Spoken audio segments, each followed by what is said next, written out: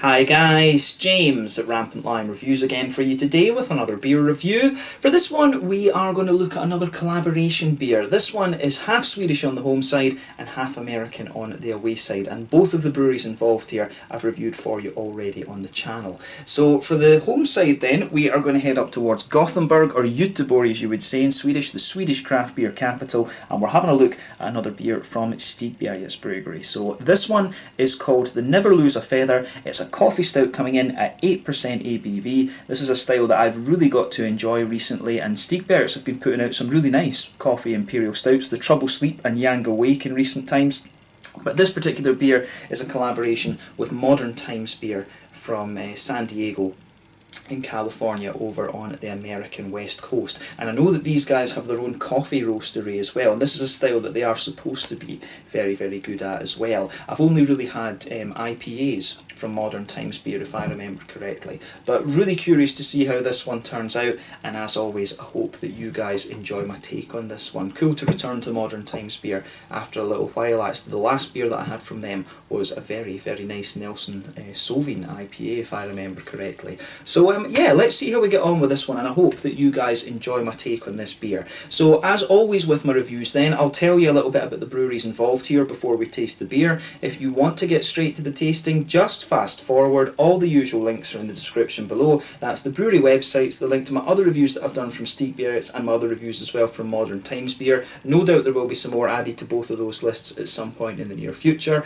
There's all the usual social media down there as well. If you want to see more reviews, do please consider subscribing to the channel. The whole channel of course has a geography based tagging system, so you can go into the home page and search for beer based on country, city, state, county, prefecture, whatever it is you're interested in. Do check out the playlists of beers from different countries. There is one there for all the Swedish beers that I've reviewed for you, and another one for all the American beers. This beer will appear in both of those since it is half and half, and as always please do get in touch and let me know some of the other beers and breweries that you guys would like to see me review. It's always great to hear from you guys that are watching the videos, and the support that you show the channel is hugely appreciated. So anyway, on to my brewery notes then, to tell you a little bit about Stigbergets Bryggeri first off then. So as I've told you many a time before, Stigbergets Bryggeri are based in Gothenburg, or Göteborg as you would say in Swedish, on the Swedish west coast, and the company was founded by Nils Hugkrantz and Richard Simonsson, and the pair own two bars that share the one kitchen. This is the Bar Kino and the Hagabion's Cafe, and both of these can be found on Linnegatan in the city, and they opened back in 2007. And interestingly, as the name of the bar might suggest, this building is an independent cinema. You can check out my out and about video I did when I was up in Gothenburg, and it was really nice actually to go and visit it. I had no idea that it was a cinema before I went to see it, so I've got a few tasting videos in Bar Kino, and then I take you up to have a little look at the Hagabion's Cafe as well. But originally the idea that they had there was to brew a few beers that they could sell in the bars, and this led to them kegging the beer and selling it on to other pubs, and eventually as well to bottling the beer, which began in November of 2014. So the original beers that they were doing were mainly English and German styles, but more recently they expanded or explored the American styles of beers, the hoppy IPAs and things like this. The original brewer that they had was Ole Anderson, who is the co-owner of OO Brewing. He's moved on to take care of that company full time. He was replaced for a period of time as well by Barnaby Struve, who was vice president at Three Floyds, and quite recently they've also opened up a new brewery at Partihalarna, where they brew 5,000 litre batches at a time, and they're also working on sour beers these days as well. Every so often you will see sour beers being released from Stigbergets as well. But they've also started selling their beers mainly in the 440ml cans as opposed to the bottles, which they say helps them export a good bit more of their beer. The collaboration brews and the stronger ones you will find in these little thinner 330 Red Bull sized cans, and they've just been growing their repertoire over the last while actually. The current brew team at the brewery is Ollie Banks, who used to work for Beavertown in London, and Lucas Monraid, who used to work for All In Brewing as well. But they open up the brewery every so often to host a bar, and they're currently working to open up a kind of special bar, if you like, up in Stockholm too. If you want to try the beers in Gothenburg, then I would recommend that you go along to Bar Kino and check some of them out. That's the kind of unofficial tap room, if you like, of Stigbergets and OO Brewing. And as I said, you can check out my out and about video that I did to visit both of those, which was really quite fun actually. I didn't quite expect the bar to be kind of set up in the way. Bar Kino is in the basement, then you go up into the lobby and you'll see the Hagbjorn's Cafe on the right hand side. It's a really nice building, that, actually, so do make sure you go and check it out. Gothenburg has some great beer venues these days, and I do recommend that you go and check it out. But yeah, that's all you really need to know about Stigbergets Bryggeri for the moment. Probably the most famous beers that these guys do are the new and improved GBG Beer Week. Also the Amazing Haze is a very nice one, actually, and they're very good when it comes to these kind of hazy New England style IPAs. They were the ones that really put that style on the map here in Sweden, along, I guess, with OO Brewing and the Narangi as well. So yeah, check them out. Check out the brewery website. You can follow them on Facebook and Instagram to keep up to date with all the latest goings on, and of course you can check out the Rate Beer, Untappd and Beer Advocate pages to learn more about the different beers that they've done. I think it's mainly the core beers that they have listed on the website. So yeah, let's move on to the American side of things then, Modern Times Beer. So Modern Times Beer are based in the Point Loma district of San Diego in Southern California. And the brewery was founded back in 2013 by Jacob McKean, who was basically a beer geek home brewer and a former Stone Brewing employee. But they brewed their first batch of beer on the 18th of May 2013, and they had their first beers on tap in their tasting room on the 9th of August before the eventual grand opening on the 1st of September. So the brewery originally started to operate a 30 BBL system, and today their beers are quite widely distributed throughout the whole of California, from what I understand. But the brewery is named after the utopian community which was founded back in 1850, and so most of their beers for a period of time were named after utopian ideas or mythological utopias, basically. But apparently the Modern Times colony people lived with bartering without the restriction of marriage, and they experimented with a sort of less exploitative means of living in more pleasurable world, basically. But today the Modern Times colony, if you like, is in Brentwood on Long Island over in New York State. So it's on completely the opposite coast of America, about 3,000 miles away, which is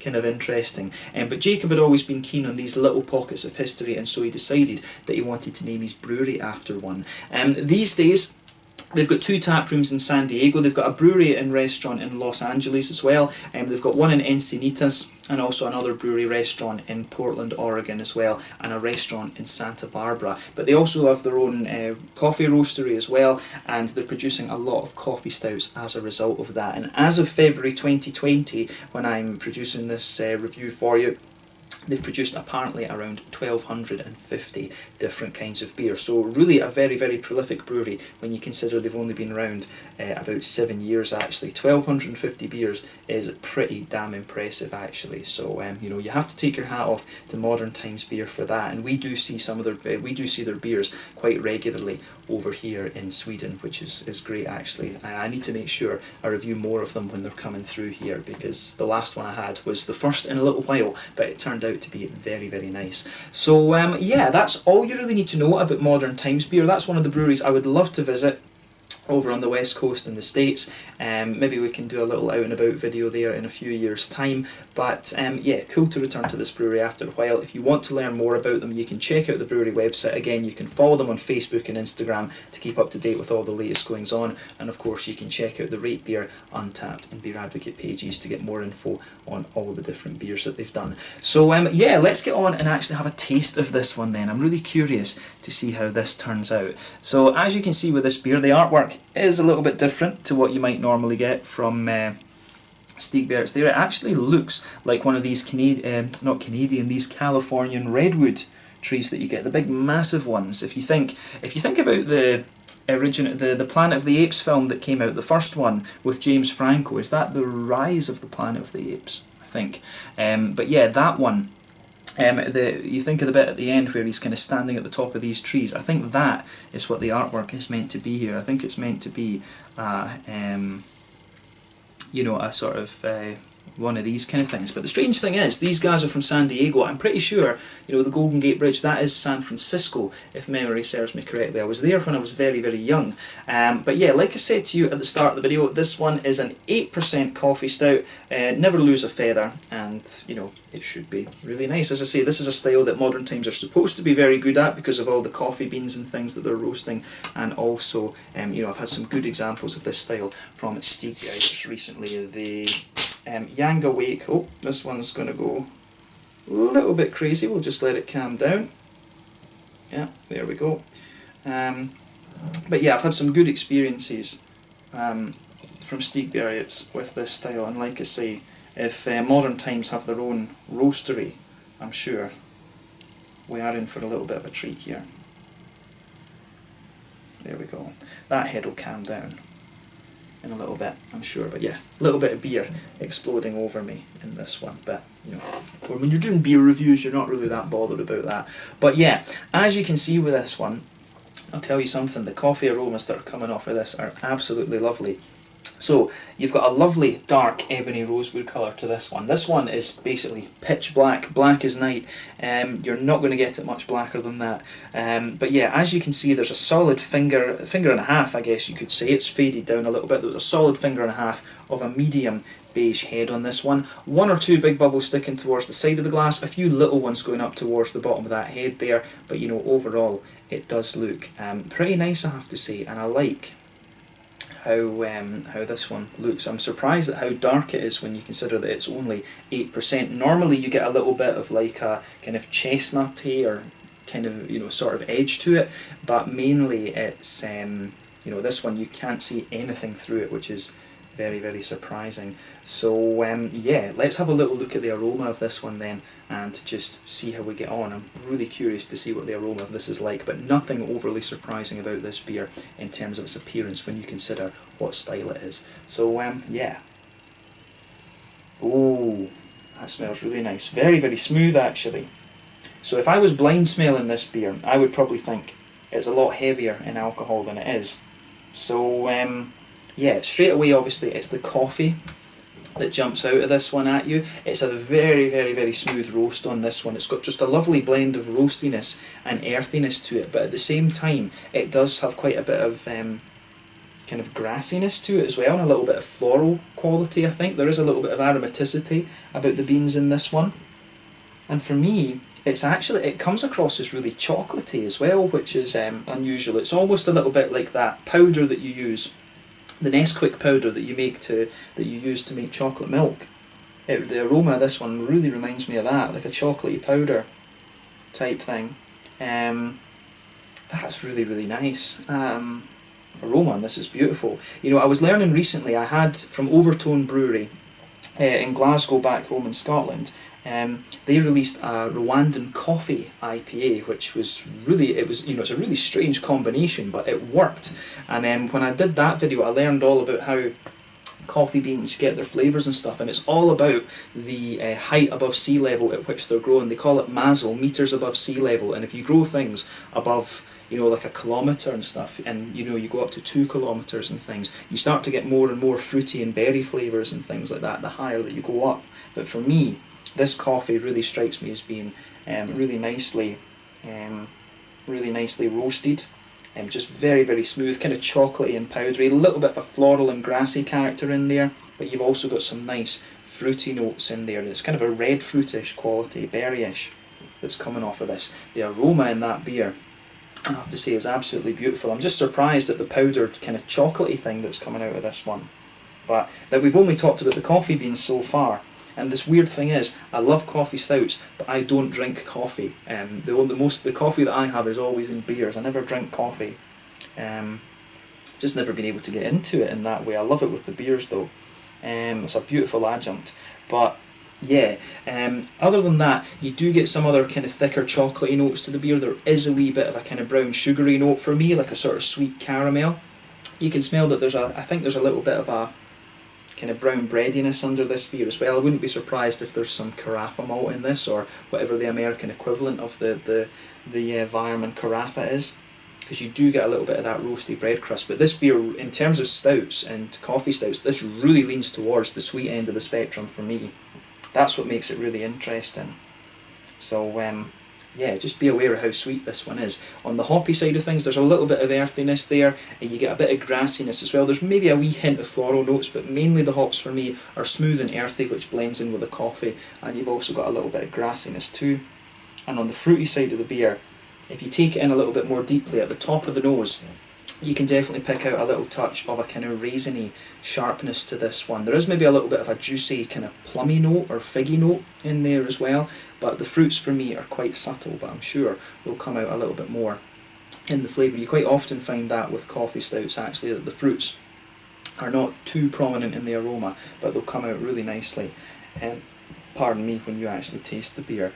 So yeah, let's have a look at this one then and see how we get on. This one is the Never Lose a Feather, an 8% coffee stout from Stigbergets Bryggeri here in Sweden, up in Gothenburg, and Modern Times beer from San Diego over in California in America. Let's get stuck into this one. Sláinte, skål.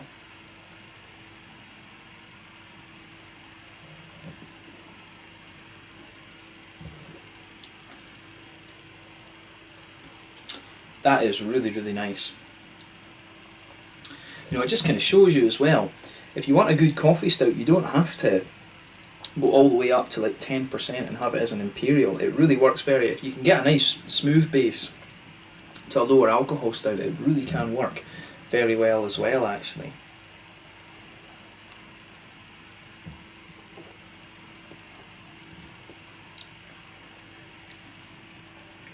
Yeah. That's a lovely beer. You know, applause to both of the breweries here for this one. I really like this. I mean, this has kind of showed me another aspect to a style that I have really grown to love over the last kind of year or so.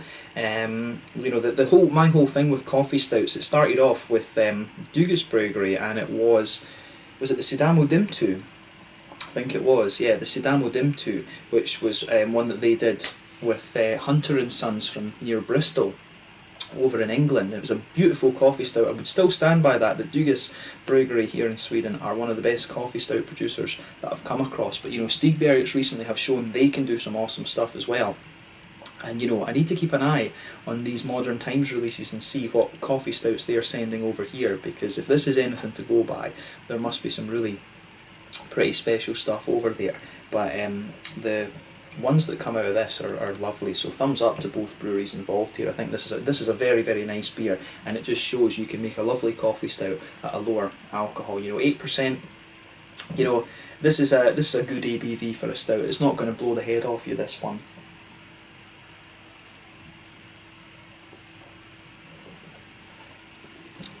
So yeah, let's try and break down the flavour of this one then. So, middle of your palate, you get that lovely kind of smoothness there. This beer, you can feel it's almost like that.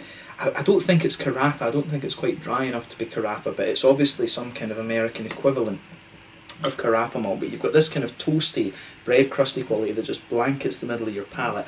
As you go further into the aftertaste, you can feel it smooth out a little bit, and it becomes more like a kind of brown rye bread almost. I don't know if rye bread's the right description, but kind of like a brown bready quality, and that sort of pushes the dryness of the beer down a little bit. But if you go to the front corners of the palate and then move in a little bit, you get some nice woody smoothness out of the beer, and then the coffee beans and the flavours that you get from that are just kind of sitting on top of it. If you go to the back of the palate, you've got a lovely kind of smooth chocolatey quality to this beer, which is nice, and as you move in further forward into the centre of your palate, you start to get a little bit of a kind of caramelly, brown sugary note out of this one. It's not too sweet, but you do get a little bit of that toasty, brown sugary quality there. But the coffee notes for me, they come across as if they're kind of infused into the flavours in the base of the beer, which is quite interesting.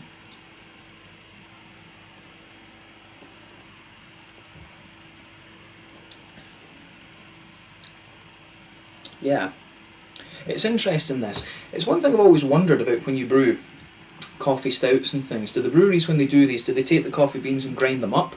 I would guess that they do, because you know, it's good chemistry. The whole thing is a reaction, so you know, if we increase the surface area in your chemical reaction, you're going to have better flavour infusion and stuff like this. Your reaction is going to go faster. It's one of the basic principles of reaction kinetics and things like this. So, you know, I'm really wondering, I think the way that you get the infused notes out of this, I'm guessing that the coffee would have been ground up and it's just kind of infused into this whole beer. I think that the coffee flavours come out a little bit more when you progress further into the aftertaste, and at the back of the palate you get the lovely kind of smooth, roasty, earthy notes from the coffee, but then as you come further forward you start to get a little bit more of the kind of florally, aromatic note, and there's also a little bit of that fruitiness in there. It's like the same kind of red fruity notes that you get from like really high cocoa dark chocolate. Yeah, it's kind of like that very subtle kind of red, very dark red fruit. I mean, you can really feel that almost coming out on the centre of the palate as you push further forward. So the roasty, smooth, earthy notes from the coffee are sitting at the back of the palate, and then as you come further forward, you get the more aromatic and kind of fruitier notes out of it. And that's all infused into this whole kind of bready base that I was talking about with the chocolate and the brown sugar and everything else. There's a really nice infusion with the flavour of this beer actually, and that's what really makes it stand out for me. If I blind tasted this, as I said, I would probably think it is a little bit higher in alcohol than it is, just because of how smooth it turns out in its mouthfeel as well. So this is a beer that's made me think actually, and I love beers that do this. You want that after you've done, 2,000 odd beer reviews.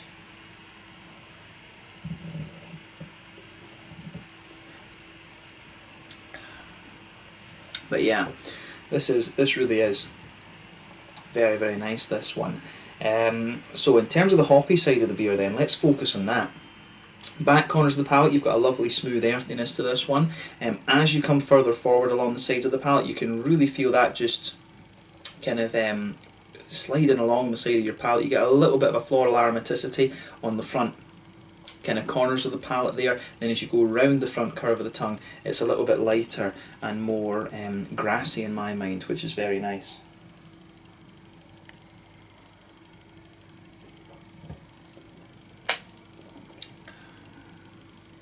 So yeah, the fruity side of things then, as I always say, the fruity esters in a beer, they come out in that little oily bubble behind the front curve of the tongue. And for me, there is a nice little bit of stuff that's kind of going on with this one. The interesting thing about the fruity part of this beer is if you push forward from the centre of your palate, you'll feel this beer almost has that, you really feel a bit of dryness between the malty and the malty kind of middle of the beer and the fruity side of this one. And that's where you get a lot of the dryness out of the coffee here, which is quite interesting. But this beer does generally dry out the further you go into the aftertaste. But on the fruity side of things, when you take this one in, yeah, you do get a little bit of a juicy kind of plummy type note out of the beer, but then it very quickly, you can feel it, the juicy plums kind of remain at the back of the palate, or the back of that oily bubble, but then you can feel it just rolling out towards the tip of the tongue. You get that juicier figgy note, and you might think there's a very kind of blackcurranty or blackberry note pushing its way out of this one the further that you go into the aftertaste. I'd be really curious to know what hops they've used in this. I mean, could it just simply be a little bit of Cascade or something that's been put in here? Williamette might be another option, because you get the earthiness and stuff. I really would be curious to know about that. It's quite difficult to pick out what hops are in this beer, because if you put in some of these hops, even like Simcoe's a very popular hop to use in black IPAs. When you put hops in with a dark malt base as opposed to a light malt base or a white malt base, whatever you want to call it, they behave completely differently, and you get lots of different flavours out of it. So it's difficult to pick out what hops are in this. I would be really curious to know though. In terms of the mouthfeel then,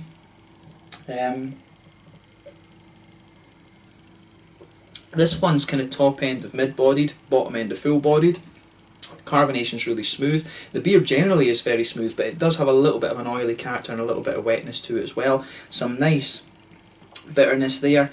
I don't know whether you can count the coffee bitterness in this one as part of the IBU, but I would say that this has got to be about 60-ish IBUs, I think. There is a good little bit of bitterness to this beer, but it's very smooth at the same time, so I don't think it seems quite as bitter as it actually is. You've got a good bit of sweetness to this one as well, in the middle of the palate there, which is nice, and the fruity notes, they come in with just a little bit of sharpness, but then they juice out really nicely, and you can feel them getting gradually more oily as you go further into the aftertaste as well. But yeah, this one's a beautiful, beautiful beer. The complexity of the flavour in this for an 8%er is pretty impressive as well. So this one's definitely made me think a little bit about what I like from my coffee stouts, and after 2,000 odd beer reviews, that's exactly what you want. You want beers that are going to make you think a little bit. So kudos to both Stigbergets and Modern Times on this one. They've pulled off a really nice beer together, and I definitely need to see about reviewing some more of the Modern Times coffee stouts. Actually, you'll definitely see more of those on the channel over the next little while, whenever they come out through the smart partiers or tilfedig assortment, whatever we're calling it now. So yeah, let's leave it at that for this one. This one was the Never Lose a Feather. A lovely coffee stout coming in at 8% ABV from Stigbergets Bryggeri in Gothenburg here in Sweden, and Modern Times Brewery from San Diego over in California in America. I've really enjoyed reviewing this one, a style that I've really grown to love over the last little while, so I hope that you guys have enjoyed my take on it. So thank you for watching my reviews. Until the next time, please like, subscribe, share, all the usual YouTube stuff. Let me know your own thoughts on this one in the comment section below. Let me know what your favourite beers are from Stigbergets and Modern Times, and we will no doubt return to these breweries in the near future. Until the next time, slàinte just now, and I'll catch you guys later. Slàinte, skål, see you soon.